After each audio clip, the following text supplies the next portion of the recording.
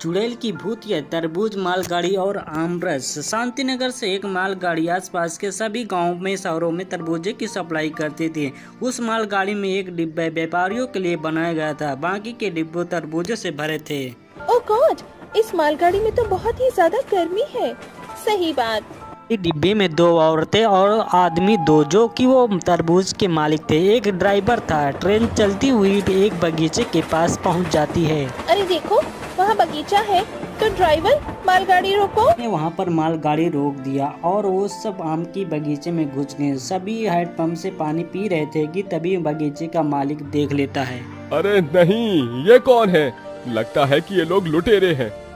वो बगीचे का मालिक डर जाता है और वो गांव की तरफ भागने लगता है। अंजलि, अगर हम यहाँ पर रुक ही गए हैं तो क्यों न इस बगीचे में हम पूरी तरह से जानकारी ले लेते हैं। जरूर। इसे बाद में देख लेना, पहले मेरा आइडिया सुन लो। हाँ सुनाओ। देखो, मैं सोच रहा था कि क्यों ना हम लोग इस बगीचे के मालिक से बात कर लें और हम तरबूज के साथ साथ आमों का भी बिजनेस करें। Not bad. सभी आपस में बात कर रहे थे कि जोर से मालगाड़ी ड्राइवर के चिल्लाने की आवाज सुनाई पड़ी। अरे जल्दी यहाँ से चलो, इस गांव के लोगों के सिर पर एक जुलूस सवार है। लेकिन सरताज, अब ये सब बात नहीं पूछना, पहले भागो यहाँ से। उन चारों ने भागना शुरू किया। भागने की आवाज सुनकर गांव वाले ने ड्राइवर को मारकर उन चारों की तरफ बढ़े। लेकिन हम लोग भाग क्यों रहे हैं? अगर हम भागेंगे तो ये हमें गलत ही समझेंगे। अभी भागना ही सही है, ये लोग बहुत गुस्से में हैं। इसी तरह वो बातें करते हुए भाग रहे थे कि कविता का पाँव मुड़ गया और वह गिर पड़ी। जैसे ही वो लोग उसे उठाने के लिए रुके, तभी गांव वालों ने उन्हें पकड़ लिया और उस पर चढ़ाई कर दिया। अरे मार डालो इन बहरूपियों को। गांव वालों ने उन बेचारों को वहीं पर मार डाला। वहीं बगीचे में हैंडपंप जहां लगा था, गीली मिट्टी से उनको दफना दिया। अरे शुक्रिया, तुमने मेरी मदद की। हम अपने उस पुराने अतीत को फिर कभी नहीं लौटने देंगे। हम अपनी उस भयानक गलती को अब कभी नहीं लौटाएंगे। चलो साथियों। उन लोगों की ऐसी कौन सी गलती थी? उन लोगों की एक भी नहीं सुनी और जान से मार दिया। जानने के लिए हमारे वीडियो के अंत तक बने रहे। इतनी भयानक मौत होने के बाद उन चोरों की आत्मा भूत और चुड़ैल बनकर लौट आई। रात के 12 बजे हैंडपंप के पास बहुत सारा कोहरा छा जाता है। अरे ये इतनी गर्मी में कैसी धुंध हो रही है? बगीचे का मालिक लालटेन लेकर हैंडपंप के पास जैसे पहुंचता, वहां पर जैसे ही भूतों को देखता है, उसके होश खराब हो जाते हैं और वो बेहोश हो जाता है। ये बुड्ढा तो हमें देखते ही परलोक सिधार गया। अच्छा ही तो है, अभी तो बस ये ही गया है, आगे आगे देखो होता है क्या।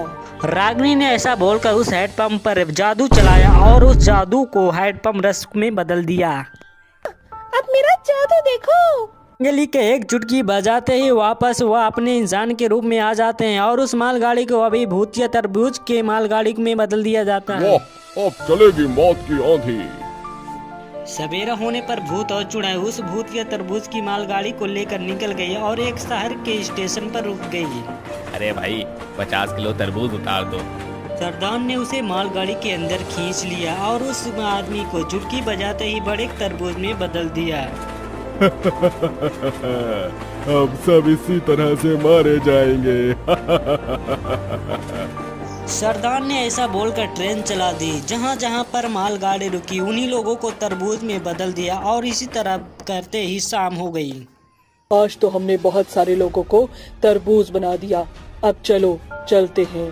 शाम होने पर भूत व चुड़ैल वापस बगीचे में पहुंच जाते हैं। वहां बगीचे में गांव के काफी लोग थे जो आमों का मजा लेने आए थे। अरे वाह, आज तो शिकार खुद जाल की तरफ बढ़ रहा है। सभी भूत और चुड़ैल ने अपना भेष बदल लिया और अपने तरबूज वाले हैंडपंप के पास चले गए।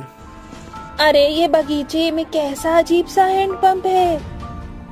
ये हमारा आमरस हैंडपंप है, पीना चाहोगी? हाँ जरूर। औरत ने बस ऐसा बोला था कि तभी रागिनी ने अपने पहने नखूने से उस पर वार कर दिया और उस हैंडपंप में उसी का जूस बना दिया। जूस तो पियेंगे, लेकिन हम लोग तुम्हारा। इसी तरह उन्होंने धोखे से बहुत लोगों को मार डाला। वहीं पर एक लड़का राहुल था जो कि ये सब देख रहा था। जब उसने ये सब देखा और वह डर गया, वहां से भागने लगा। वह भाग ही रहा था कि उसकी टक्कर एक ज्ञानी बाबा से हो गई।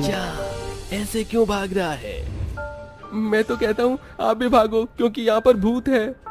भूत? कहाँ? अरे बाबा, बाद में पूछना, अगर जान प्यारी है तो भाग लो। नहीं बच्चा, हम इन शक्तियों से भागने को नहीं, लड़ने को बने हैं। बाबा ने राहुल की एक भी नहीं मानी और उसे जबरदस्ती पकड़कर भूतों और चुड़ैलों के पास ले गया। बंद करो ये छलावा, मैं जानता हूँ तुम कौन हो। अरे वाह, तू तो बहुत समझदार है। तभी भूत और चुड़ैल अपनी असली रूप में आ जाते हैं। क्यों आए हो यहाँ? पहले तुम्हें ही बता दे क्या। कैलाश ऐसा बोलकर बाबा का जोश निकालने वाला था कि तभी बाबा ने एक मंत्र का जाप किया।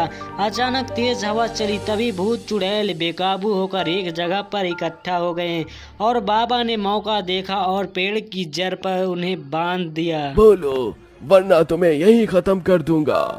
हमें छोड़, हम यहाँ अपनी मौत का बदला लेने आए हैं। चुड़ैल ने अपना सारा किस्सा बाबा को बता दिया। चुड़ैल की बात सुनकर तांत्रिक ने गांव वालों से ऐसा बर्ताव करने की वजह पूछी। अरे दरअसल इसी तरह से एक बार कुछ लोग हमारे इस बगीचे में आए थे। वो बोल तो साझेदारी को रहे थे, लेकिन धोखे से उन्होंने हमारा पूरा बाग लूट लिया और हमें कंगाल कर दिया।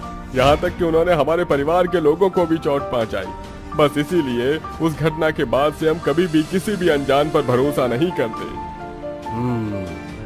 माना तुम्हारे साथ बुरा हुआ, लेकिन इस तरह बिना जाने किसी को भी मारना सही नहीं है। और ये बात जिंदा और मुर्दों दोनों पर ही लागू होती है। अब तुम लोग समझ गए ना? तांत्रिक की बात सुनकर भूत और चुड़ैल सभी मुस्कुराए और उन्हें उसकी बात समझ आ चुकी थी। भूत और चुड़ैल उनकी बात सुनकर मुक्त हो जाते हैं और गांव वालों को अपनी गलती का एहसास होता है और वही दिन से सभी खुशी खुशी रहने लगते हैं।